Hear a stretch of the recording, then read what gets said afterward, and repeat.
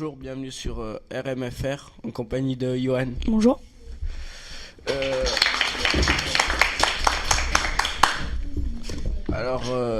on va faire une émission sur les serpents pour débutants. Alors, Johan, est-ce que tu peux nous parler de la Pantherophis guttatus? Oui, alors la Pantherophis guttatus est un petit serpent, puisqu'il mesure environ 1,20 m à taille adulte. Il vit dans les alentours de 12 ans et il se nourrit principalement de souris. Ok. Et quelle taille de terrarium et comment l'équiper? Le minimum pour une Pantherophis guttatus adulte, c'est un terrarium de 70 cm.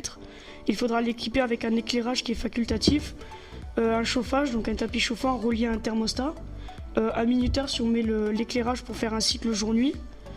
Et après, à l'intérieur du terrarium, il faudra mettre du substrat, donc par exemple de la tourbe de coco ou de l'éclat de coco. Il faudra mettre une grosse gamelle d'eau qu'on situera entre le point chaud et le point froid pour augmenter l'humidité. Il faudra mettre le plus de cachettes possible. Le minimum c'est 2, un au point chaud, un au point froid. Et quelques branches et fausses plantes pour rajouter des cachettes dans le terrarium. Ok, merci. Et comment la maintenir en captivité? Déjà, les températures dans le point chaud devront être entre 29 et 30 degrés. Et la nuit, le point chaud devra être entre 22 et 23 degrés.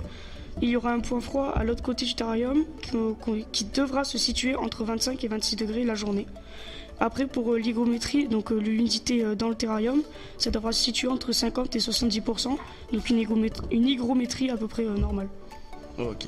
Et une lumière de 12 heures, ce qui est très important, parce que c'est une espèce qui vit le jour. Ouais, elle est diurne. Et comment la nourrir? Pour un juvénile, il faudrait la nourrir environ 2 fois par semaine par des petits souriceaux, des rosés ou des blanchons selon la taille du serpent. Et une fois adulte, une souris adulte par semaine devrait suffire. Ok, merci beaucoup. Maintenant, est-ce que tu pourrais nous parler du Python Régis, qui est un autre serpent très connu auprès des débutants? Oui, alors c'est un serpent de taille moyenne, ce qui mesure entre 1,10 m et 1,50 m. Le record c'est 1,80 m.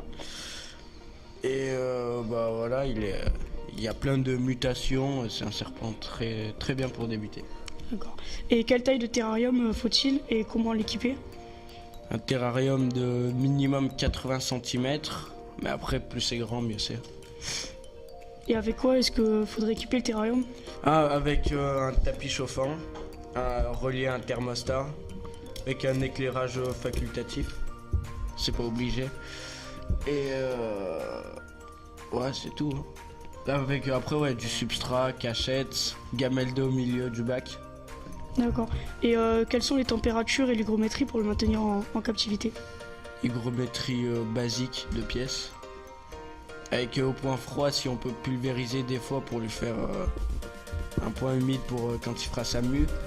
Et après température point chaud 32, 26 point froid et la nuit 26 point chaud. D'accord. Et s'il faut faire un cycle de lumière, combien de temps est-ce qu'on va devoir laisser le terrarium allumé? 12 heures, à la moitié de la journée. Et comment est-ce qu'on pourrait nourrir ce serpent? Quand il sera petit avec des petites souris et plus grandi et adulte, un rat de 120 grammes. D'accord. Et à quelle fréquence le nourrissage?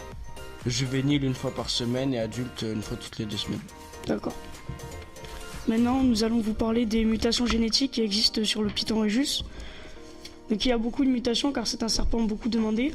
D'abord, il y a le Python, on va dire classique, donc avec des couleurs qu'on trouve fréquemment. Après, il y a un autre qui est beaucoup connu, c'est le Python albinos. On va vous parler du gène plus tard. Et il y a beaucoup d'autres mutations comme le pastel ou le spider. Mais on peut aussi avoir des mutations qui viennent elles-mêmes de mutations croisées, comme le bumblebee, qui est en fait un croisement entre un pastel et un spider. Maintenant, Ado, est-ce que tu pourrais nous parler du gène albinos? Alors pour obtenir de l'albinos, il faut soit un accouplement de 2 albinos ou de un albinos et un hétérozygote albinos ou de 2 hétérozygotes albinos. Qu'est-ce qu'un hétérozygote albinos? Ça veut dire qu'il a le gène en lui, mais il ressort pas.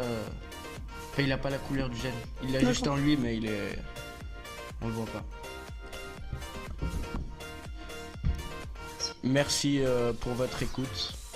À la prochaine fois.